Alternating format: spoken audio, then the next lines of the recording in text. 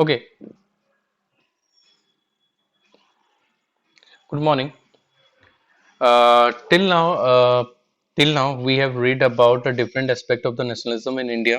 और अभी तक हम लोगों ने खत्म किया हुआ था स्पेशली नॉन कोऑपरेशन मूवमेंट, खिलाफत movement, Jallianwala Bagh मशाकरे, civil disobedient movement के बारे में आज हम लोग पढ़ने वाले थे। तो सिविल डिसोबीडिएंट मूवमेंट के बारे में जब हम पढ़ेंगे उससे पहले हमको एक चीज के बारे में बहुत अच्छे से जानना होगा, that is the Simon commission. क्योंकि ये सिविल डिसोबीडिएंट मूवमेंट के साथ लिंक नहीं है, but somehow it is giving some ideas about it. अब देख लो, इंडिया के जैसे कि आपको हमने बताया हुआ था कि फर्स्ट वर्ल्ड वॉर के बाद डिप्रेशन हुआ था। और डिप्रेशन होने के टाइम में इंडिया में ब्रिटिश लोग के कुछ अच्छा खासा बेनिफिट्स नहीं हो रहा था।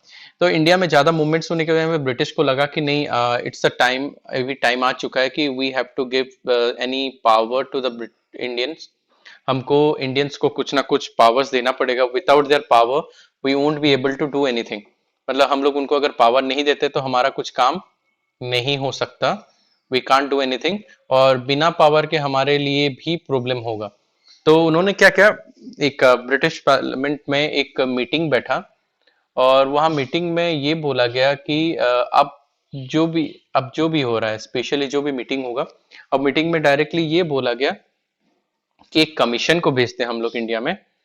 एक कमीशन को भेजते हैं and that commission will work on it. अब बोलते हैं कौन सा कमीशन क्या काम करेगा। That commission will work on it बोलने से वहां पे बोला गया था कि वो कमीशन जो जाएगा इंडिया में, वो इंडिया में देख के आएगा कि इंडिया में क्या प्रॉब्लम है। तो he will check it out कि what are the problem being faced in the India, और उसके हिसाब से वो सॉल्यूशंस देगा। वो सॉल्यूशन देगा, उसी सॉल्यूशन के हिसाब से वहां पे काम किया जाएगा। मीन्स टू से कि जो जो प्रॉब्लम्स हो रहा है उस प्रॉब्लम्स के ऊपर कोई ना कोई सॉल्यूशन मिलेगा, और उसी सॉल्यूशन के ऊपर इंडियन गवर्नमेंट के लिए या इंडियन के लिए एक काम किया जाएगा। तो उन्होंने एक कमीशन बनाया, और उस कमीशन को लीड किसने किया? सर जॉन साइमन ने। सर जॉन साइमन ने उसको लीड किया था। तो सर, जैसे कि हमने बताया कि सर जॉन साइमन ने उसको लीड किया था, तो वहां पे एक चीज ये है कि सर जॉन साइमन उसको लीड किए थे, इसी वजह से उस कमीशन का नाम क्या आया? Simon commission. अब साइमन कमीशन को जब इंडिया में भेजा गया था, it was arrived India in 1928। 1928 में वो इंडिया पहुंचे, लेकिन उसका वेलकम एक नारे से किया गया, Simon go back. Simon go back. Simon go back के नारे से उसको भेजा गया। अब ऐसा क्यों किया गया? कुछ तो रीजन होगा कि भाई इनको भेजने के लिए ऊपर फोकस किया गया। So that focus is something different. Simon go back क्यों बोला गया? ये बोलने का एक ही रीजन था, क्योंकि वो एक ऐसा कमीशन था जिसमें एक भी इंडियंस नहीं थे। In that commission there was not a single Indian available over there. तो वहां पे एक भी इंडियंस नहीं होने की वजह से उस कमीशन को इंडियन वाले सपोर्ट नहीं कर रहे थे। वो लोग बोल रहे थे कि भाई, ये अगर कमीशन इंडिया के लिए आया है, इंडिया के प्रॉब्लम्स को सॉल्व करने के लिए आया है, तो इसमें एक भी इंडियंस क्यों नहीं है? हमारा कंट्री, हमारे लोग, हमारे प्रॉब्लम, और हमको इसी कमीशन से बाहर रखा गया है। This is not good at all. वो अच्छी बात नहीं है। तो इसी वजह से वहां पे जब फोकस करवाया गया कि नहीं, अब हम लोगों को कमीशन में हमको रखना चाहिए, तो इसी वजह से वहां पे एक डेमोन्स्ट्रेट किया गया। हालांकि जानते नहीं जानने वाली बात थी कि Britishers don't want that Indians उस कमीशन में रहे, क्योंकि उनका फोकस और भी था कि वो लोग मानते थे कि इंडियंस लोग सॉल्व नहीं कर सकते, और उनका थोड़ा सोच अलग था। तो ओबियसली साइमन कमीशन के ऊपर बहुत नाराबाजी किया गया, उसको एंट्री नहीं करने दिया जा रहा था, बट स्टिल ब्लैक फ्लैग से साइमन गो बैक के कमीशन। तो बहुत ज्यादा, और ड्यूरिंग दैट नाराबाजी में लाला लाजपत राय की मौत हुई थी, क्योंकि ब्रिटिशर्स ने वहां पे लाठी चार्ज किया हुआ था। एक पीसफुल मूवमेंट में किया हुआ था, जिसकी वजह से उनकी मौत हुई थी। एंड ये वही टाइम था जब साइमन कमीशन इंडिया में आया था। तो ये उसी टाइम का बात आ रहा है कि साइमन कमीशन एक एक करके सारे कम्युनिटीज के पास गया। तो वो कांग्रेस के पास गया, मुस्लिम लीग के पास भी गया था, मुस्लिम लीग के पास भी गया था, हिंदू के पास भी गया, दलित बी आर अम्बेडकर के पास भी गया, सबके। और सबको एक ही चीज बोलता था, आप हमारा सपोर्ट दो, will definitely help you. Hindu को बोलता है, अरे आप लोग तो यहाँ पे मेजोरिटी हो, आपको कोई हटा नहीं सकता, आपके लिए बेनिफिट। मुस्लिम के पास जाके उनको बोला था, देखो आप लोग यहाँ माइनॉरिटी हो, अगर हिंदू लोग यहाँ पे गवर्नमेंट बना लिए या हम लोग कुछ कर दिए, या उनका पावर मिल गया तो आपके लिए प्रॉब्लम। दलित को सेम थिंग, देखो हिंदू लोग आपको तो जिंदगी भर ऐसा तड़पाते रहे, आपको नौकर ऐसे ट्रीट करते रहे, और अभी फिर से वही चीज करेंगे अगर उनको पावर, तो आप लोग भी अपने पावर कर, तो वो क्या किया, तीनों जगह में फूट डाल दिया था, झगड़ा डलवा दिया था। इस मूवमेंट के मतलब इस कमीशन के बाद जब कमीशन यहाँ से गया, वो अपना रिपोर्ट जाके ब्रिटेन में सबमिट किया, वो तो अलग बात है, लेकिन उससे पहले ही यहाँ पे इतना ज्यादा प्रॉब्लम क्रिएट हो चुका था, एक मेजर इश्यूज हो चुका था, सारे कम्युनिटीज एक दूसरे के खून के प्यासे हो चुके थे, लड़ना झगड़ना, मतलब दो, अब जो वो ट्रस्ट फैक्टर था ना, वो ट्रस्ट को टूटने लगा था, जो एक्चुअली कहा जाता है साइमन कमीशन का काम था, जो एक्चुअली बोला जाता है कि वो साइमन कमीशन का काम था। इसी वजह से वो यहाँ पे आया था कि उसको यहाँ के इंडिया के में जो यूनिटी अभी रखा गया था थोड़ा ना, उसको भी तोड़ दो। हालांकि उसका इफेक्ट कहाँ पे मिला हम लोग आगे चल के पढ़ेंगे। इसके बाद दूसरा चीज, साइमन कमीशन का रिपोर्ट्स के बाद अगर उसके बाद अगर हम लोग दूसरा चीज देखते हैं, तो उसी के ठीक कुछ ही एक ही साल के बाद in October 1929, the Viceroy Lord Irwin announced an uncertain domains of the Indian domain status. India को एक डोमेन स्टेटस देने का बात किया गया। मतलब डोमेन स्टेटस बोलने से कि भाई ओके, डोमेन स्टेटस का मतलब ये है कि आप इंडिया का भी गवर्नमेंट रहेगा बट ब्रिटिश के अंडर में। तो उन्होंने बोला कि इसके लिए बात करने के लिए इंडिया से रिप्रेजेंटेटिव बुलाओ, लंदन को भेजते हैं, लंदन को भेजते हैं राउंड टेबल कॉन्फ्रेंस के लिए, फर्स्ट राउंड टेबल कॉन्फ्रेंस की। इंडिया से कोई नहीं गया, कांग्रेस उसको बहिष्कृत कर दिए, कांग्रेस वाले बोले कि we won't go there, Mahatma Gandhi बोले हम नहीं जाएंगे, कांग्रेस मना कर दी, इंडियंस के सारे बोल दे कि नहीं जाएंगे। तो ड्यूरिंग दैट टाइम वहां पे एक इश्यू ये हुआ कि जैसे बताया कि ये मूवमेंट्स के लिए उन्होंने राउंड टेबल कॉन्फ्रेंस के लिए बुलाया गया, राउंड टेबल कॉन्फ्रेंस में इंडिया से कोई नहीं गया था, तो इसी वजह say that conference got failure, ये कॉन्फ्रेंस क्या हो गया, फेलियर हो गया। इन उसी ही साल दिसंबर में लाहौर सेशन किया गया था। In that Lahore session Congress ने डिमांड रख दिया पूर्ण स्वराज, मींस कंप्लीट इंडिपेंडेंस। अब स्वराज में सेल्फ रूल, हमको कंप्लीट सेल्फ रूल चाहिए, हम अब ब्रिटिश के अंडर में नहीं रहेंगे। इट वॉज 26 जनवरी 1930, ये वही दिन था जिस दिन हम लोग पहला इंडिपेंडेंस डे सेलिब्रेट किए थे।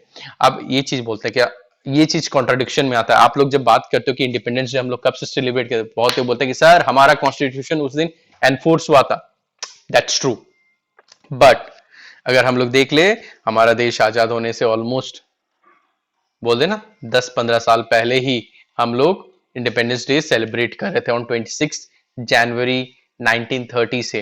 दैट इज द थिंग कि हम लोग उस दिन पूर्ण स्वराज का डिमांड किए थे, पूरा कंट्री अब एक ही चीज के ऊपर डिमांड में चल गया था कि अब हमको कंप्लीट इंडिपेंडेंस चाहिए, वी वांट पूर्ण स्वराज। अब जब पूर्ण स्वराज का बात उठा था तो वहां पे एक चीज बहुत बढ़िया चीज उठी थी कि भाई पूर्ण स्वराज चाहिए, कंप्लीट इंडिपेंडेंस चाहिए। अब कंप्लीट इंडिपेंडेंस मिलेगा तो मिलेगा कैसे, अब कंप्लीट इंडिपेंडेंस के लिए हमको कुछ भी करना है। उसी दौरान महात्मा गांधी का दिमाग की बत्ती जली, he had another creative idea, उनके दिमाग में और एक क्रिएटिव आइडिया आ गया। अब क्या था, क्या था अभी बता रहा महात्मा, उसी दौरान क्या हो रहा था, ब्रिटिश लोग पूरा परेशान हो चुके थे कि अरे ये लोग साइमन कमीशन आने से बोलते कि यहाँ पे इंडियन नहीं है, जब हम लोग इंडिया के बारे में कुछ अच्छा चीज बात करने के लिए बुलाते हैं तब नहीं आते। तो ये लोग तड़प चुके थे, और साथ ही साथ इनका फर्स्ट वर्ल्ड वॉर में बहुत ज्यादा नुकसान हुआ था, तो हर जगह से जहां जो चीज मिलता है टैक्स ले लो, शादी ब्याह करवाते हो टैक्स ले लो, जमीन रखे हो टैक्स ले लो, गाय भैंस रखे हो टैक्स ले लो, मतलब ऐसा ऐसा चीज के ऊपर टैक्स ले लो जिसका कोई वैल्यूबल नहीं था। तो उसी तरह उन्होंने एक कॉमन चीज जो सॉल्ट था, सॉल्ट के ऊपर टैक्स लेना स्टार्ट किया। अब बात सब शॉकिंग वाली बात है, सॉल्ट के ऊपर कौन टैक्स लेता है, लिया जाता है बट इतना हैवी, बहुत हैवी टैक्स ले रहे थे। और साथ ही साथ उन्होंने बोल दिया था कि कोई भी इंडियंस को अलाउ नहीं है कि वो सॉल्ट प्रोडक्शन कर सकता है, मतलब not a single Indians are being allowed to produce salt. तो इंडियन को बहुत बुरा लगा, भाई ये तो हमारा जमीन है, ये हमारा समंदर है, यहाँ के नमक हमारे और हम ही को नहीं दिया जा रहा है। अब नमक का कॉस्ट धीरे धीरे बढ़ते गया, ब्रिटिश उसको मतलब इंडियंस को अलाउ नहीं करते। तो महात्मा गांधी उसी दौरान उनको नजर में आया कि ये वाला बात है, तो उन्होंने कुछ अपने डिमांड्स लिखे थे, ब्रिटिश गवर्नमेंट को डिमांड लिख के रखे हुए थे। तो उन्होंने उस डिमांड के साथ ये सॉल्ट टैक्स के ऊपर का भी एक डिमांड का लिख के भेज दिया था, किसके ऊपर, लॉर्ड इरविन के पास, कि देख भाई तेरे पास मैंने ये लेटर भेजा है, ये लेटर में ये हमारे डिमांड है, अगर तुम ये डिमांड नहीं फुलफिल करते हो तो मैं अपना और एक मूवमेंट स्टार्ट करूंगा। तो लॉर्ड यूरिन ने सोचा कि ये बुढ़ऊ क्या करेगा, ये बुढ़ऊ शायद कुछ नहीं कर सकता, एक डंडा लेकर तो खाली जाएगा, एक गाल में थप्पड़ मार दो दूसरा गाल दिखाएगा, क्या कर सकता है, नहीं कुछ कर सकता। तो वो उसको नजरअंदाज कर दिया। लॉर्ड इरविन बोला, अरे ये कुछ नहीं कर पाएगा, अरे टेंशन मत लो, इसको हम लोग आराम से दो चार डंडा मारना, जेल में डाल देना, क्या करेगा ज्यादा से ज्यादा। उसको नहीं लगा था कि ये वाला मूवमेंट इतना हो।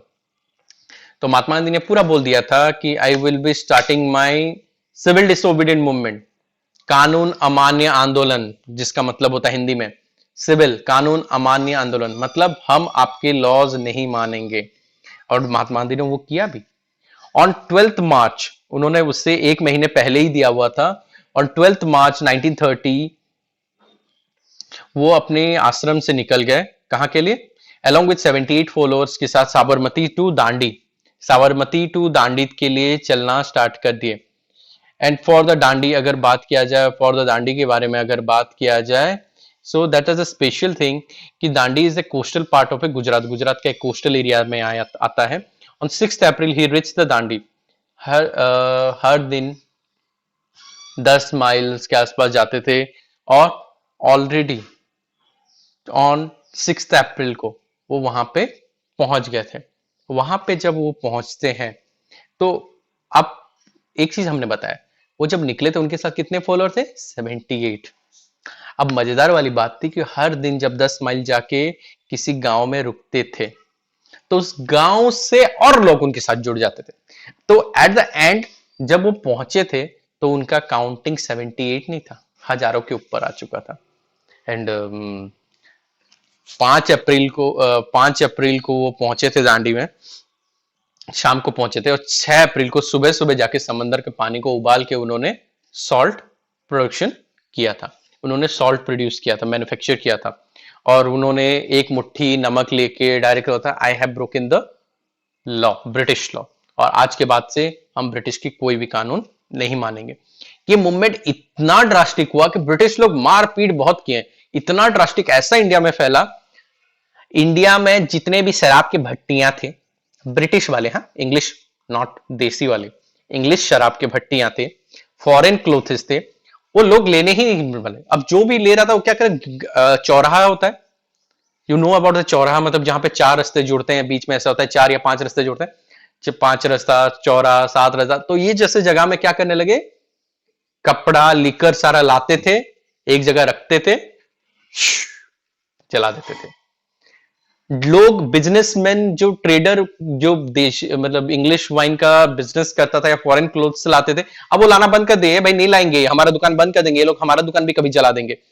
लोग डायरेक्टली बोले हम तुमको टैक्स नहीं देंगे, ये हमारा सिविल डिसोबीडियंट मूवमेंट है। महात्मा गांधी का दिमाग आ चुका था, नॉन कॉपरेशन मूवमेंट में उन्होंने देख चुका था।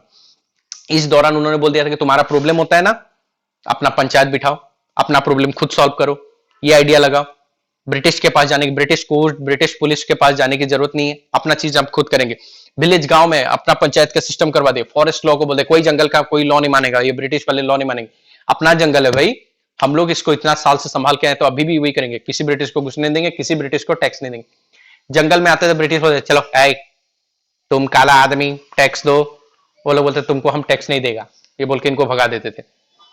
गांव में आते थे तो गांव में लोग नहीं देंगे, तुम लोग मारो पीटो जो करो, हम टैक्स नहीं देंगे, ये हमारा जमीन है, हमारी धरोहर है, हम तुमको क्यों दे, तुम बाहर वाला आदमी है, तुमको हम क्यों दे। तो ये चीज, तो इस चीज से ब्रिटिश बहुत तिलबिला उठे थे, मतलब ये पहली बार ऐसे उनके साथ हुआ है। कल तक ये कीड़े मकोड़े जैसे हमारे सामने रहने वाले, ये हमारे सामने आवाज कर रहे हैं, उनका दिमाग खराब हो गया, ये कहां से टपक पड़े, कहीं ना कहीं तो इनके पास कुछ ना कुछ तो है भाई, इनके दिमाग में कुछ तो चल रहा है। तो ब्रिटिश पर तिलबिला उठ के मार पीट के सबको लाके कहां भरने लगे, जेल में भरने लगे। अब जब जेल में भरने लगे तो इफेक्ट क्या हुआ, जेल में भरना इफेक्ट नहीं था, लेकिन जिस तरीके से जेल में भरा गया वो इफेक्ट है। मतलब ऐसा मारा गया है, ब्रिटिश लोग बहुत पिटे, मतलब कहीं पे कोई जा रहा भी होगा, कोई औरतें जा रही, बच्चे जा रहे हो। और क्योंकि सिविल डिसोबीडियंट मूवमेंट ये ऐसा एक मूवमेंट था जिसमें औरतों का पार्टिसिपेशन बहुत ज्यादा हुआ था इंडिया का, जैसे सरोजिनी नायडू हैं, ये उसी दौरान में उन्होंने लीडरशिप क्वालिटी लिया हुआ था, और भी बहुत सारे फीमेल्स लेडीज हैं जो फ्रीडम फाइटर्स है, उन्होंने इस मूवमेंट में बहुत ज्यादा, मतलब घर से पहली बार औरतें निकली थी और ये मूवमेंट में आई थी, उससे पहले तक उतना नहीं आई थी। ये मूवमेंट में आई हुई थी। अब पहली बार ये चीज हुआ कि इतने ज्यादा अरेस्ट किए गए, पीसफुल वुमेन्स वर अटैक, मतलब जहां पे वुमेन लोग शांति से सत्याग्रह कर, उनको औरतों को मार मार के जेल में डालते थे। मतलब नॉट ओनली वन और टू और thousand, lakhs of peoples has been arrested, लाखों के लोग अरेस्ट हुए थे। Prominent leader like Abdul Ghaffar Khan was arrested on April 30 1930। Angry crowd, Peshawar में बहुत जगह में, कुछ कुछ जगह में वायलेंस भी होने लगा। तो कुछ लोग मतलब शांति से अब थे, शांति से कर रहे थे, लेकिन फिर भी मारपीट हो रहा है, तो कुछ लोग शांति से थे लेकिन जब अब्दुल गफर खान को भी अरेस्ट किया गया और कहीं जगह में फिर वायलेंस बात सुना गया कि ये लोग बहुत मारपीट कर रहे हैं, तो लोगों का एक संयम होता है, वो संयम टूट गया। अब उन्होंने भी ब्रिटिश को भी पकड़ के धोना स्टार्ट किया। तो महात्मा गांधी ने जब देखा कि भाई ब्रिटिश को पीट के धो रहे हैं, तो उनको लगा कि फिर से उनको अपना उसूल याद आ गया, नहीं नहीं हम लोग वायलेंस यूज नहीं करेंगे। तो उन्होंने अपना बुलाना का मतलब इसको खत्म करने का प्लान किया, लेकिन इस बार डायरेक्ट खत्म नहीं करूंगा बोले। तो वो क्या किए, वो लॉर्ड इरविन के पास गया, लॉर्ड इरविन के पास गया नहीं, वो भी बुलाया था, आओ देखो हम लोग तुम्हारे इतने अरेस्ट कर लिए, ये कर दिए। तो महात्मा गांधी शो नहीं किया कि मैं बंद करने वाला हूँ, तो चल ही रहा था। तो महात्मा गांधी को इरविन ने एक ऑप्शन दिया, लेट्स डू अ डील। तो क्या डील था, एक डील दिया, आप एक काम करो, you just go to the just next movement में जाइए, मूवमेंट में sorry second round table conference में जाइए जो लंदन में होने वाला है, इंडिया को रिप्रेजेंट कीजिए, और तो मैं इनको छोड़ दूंगा। तो महात्मा गांधी बोले ठीक है, आप सॉल्ट टैक्स को हटाओ, और जितने भी प्रिजनर या जितने भी पॉलिटिकल लीडर्स, जितने लोगों को आपने अरेस्ट किया हुआ है अभी, उन सबको आप आजाद करो। आप उनको सबको आजाद करोगे तो मैं जाऊंगा सेकेंड राउंड टेबल कॉन्फ्रेंस और ये मूवमेंट को बंद कर दूंगा। अब बात आता है, तो महात्मा गांधी ने, क्योंकि पॉलिटिकल लीडर को छोड़ा जाएगा बोला गया, और बाकी जितने को अरेस्ट किया गया उनको भी छोड़ा जाएगा, तो महात्मा गांधी ठीक किया बोल के मूवमेंट को 5 अप्रैल को उन्होंने, उनके और गांधी इरविन पैक्ट साइन हुआ था, और गांधी इरविन पैक्ट साइन होने के बाद महात्मा गांधी कहाँ गए, लंदन गए थे मूवमेंट के लिए। महात्मा गांधी लंदन तो चले गए, but the second round table conference was failure. क्यों फेलियर हुआ बता रहा हूँ। जो इंग्लैंड के राजा थे वहां पे बैठे, तो पहली बार तो महात्मा गांधी वहां पे गए तो उनको नंगा फकीर इस टाइप के स्टेटमेंट दिए गए, तो उनको कोई फर्क नहीं पड़ता था, महात्मा गांधी को उस चीज से फर्क नहीं पड़ता, वो ऐसे ही अपना लंगोट धोती एक पहने हुए थे, डंडा पकड़े हुए हैं, बदन खाली है, वैसे ही गए थे मीटिंग में। तो लोग बताए कोट सूट में जा, बोले नहीं नहीं ये मेरा देश का निशानी है, मैं इसी में ही जाऊंगा। तो वहां मीटिंग में बैठे, तो उनका जो ये रहता क्या बोलते हैं, किंग रहता था, वो एक स्टेटमेंट दिया। क्या स्टेटमेंट दिया कि बात हुआ, नेगोशिएशन हुआ, तो नेगोशिएशन ही हुआ, तो महात्मा गांधी बोले कि देखो ऐसा नहीं हो सकता, वो इंडियन को मतलब वो इंडियंस को मतलब सप्रेस करने की कोशिश करे, तो बोलते देखो ऐसा नहीं। तो ब्रिटेन वाला बोला था मेरे पास इतने, किंग बोलता है कि मेरे पास इतने सारे बॉम्ब्स हैं, मैं तुम्हारे कंट्री में डाल दूंगा ना एक ही बार में, पूरा वर्ल्ड से इंडिया का नामो निशान हट जाएगा। तो महात्मा गांधी कॉमेडी में वहां पे डायरेक्टली हंस के बोलते हैं तुम बॉम्ब डालने वाला, आराम से डालो, हमारे देश, अरे ऐसे भी दीपावली आने वाली है, हमारे देश में ये सारे पटाखे, हमारे जो बच्चे होते हैं ना इसको पटाखे के रूप में यूज करते हैं, they use to play with them. तो हमारे, तो किंग शर्मिंदा हो गया, मतलब वो मतलब बोलते हैं ना इतने सारे डेलीगेट्स के सामने एक नंगा फकीर आके उनका बजा के चला गया था, लिटरली बजा दिया। अब किंग को बड़ा बेइज्जती लग गया, कुछ नहीं कर पाया, उनके दोनों के बीच में डिस्कशन नहीं हो पाया, कैंसिल्स हो गया, and he came back to India. जब वो इंडिया आ रहे थे तो ये फेलियर का बात सुन खबर आ चुका था, तो again Britishers have done the same thing, India में फिर से अरेस्ट करना स्टार्ट कर दिया गया था।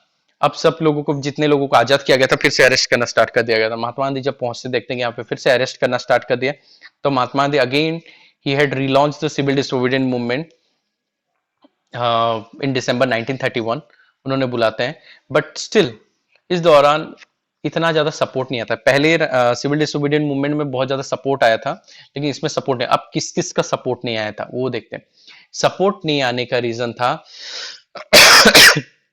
स्पेशली जो ब्रिटिश जो इंडस्ट्रियलिस्ट थे वो लोग बहुत ज्यादा सपोर्ट किए थे, बहुत सारे इंडस्ट्रियलिस्ट। क्यों, फर्स्ट वर्ल्ड वॉर खत्म होने के बाद जब ग्रेट डिप्रेशन आया तो ब्रिटिश लोग टैक्स मांग रहे थे, अरे पैसा दो पैसा दो, वो लोग पैसा पैसा पागल हो रहे थे, क्योंकि उनके पास पैसा नहीं था, टैक्स कम हो चुका था, पैसा कम हो चुका था, और कोई भी टैक्स देने के फेवर में नहीं था, क्योंकि भाई अपना भी बिजनेस मंदी में गया है, भाई मेरा भी नुकसान हुआ है, मैं पैसा कहां से दूं। तो सब लोग महात्मा गांधी के इस मूवमेंट से जुड़ गए थे, कि उन लोग क्या सोचे थे कि अरे भाई ये मूवमेंट में रह जाएंगे, अगर ये मूवमेंट सक्सेसफुल हो गया तो हमको किसी को टैक्स देना नहीं पड़ेगा। सब खुश हो गए थे। लेकिन महात्मा गांधी ने जब ये बंद कर दिया तो सबका भरोसा थोड़ा उठ गया था, सबका भरोसा उठ गया। कैसे उठ गया? उनका फोकस था कि अरे भाई नहीं काम कर रहा है। कैसे नहीं काम कर रहा है? उनका फोकस ये रहा कि भाई हम लोग इतना करने के बाद भी अगर हम लोग मूवमेंट किए हैं और ये बिना रिजल्ट का, ये बुढ़ो डायरेक्टली बोलते थे यार ये बुढ़ो, ये महात्मा गांधी हमेशा बंद कर देता है ये मूवमेंट, जब इसको कुछ लगता है कि बंद कर देता है, इसका मन किया बंद कर दिया। तो अभी बिना रिजल्ट के ये बंद कर दिया, तो अभी फिर से हम लोग का क्या भरोसा, फिर कल 2 दिन करवाएगा, 2 दिन के बाद बंद कर देगा, तो आखिर में तो हम लोग ब्रिटिशर के सामने मतलब क्या बोलते हैं, बुरे हो जाएंगे ना। नहीं भाई, इस पर सपोर्ट नहीं करेंगे। तो सेकंड बार जब civil disobedient movement second time relaunch हुआ, तो उतना ज्यादा सक्सेसफुल नहीं हुआ।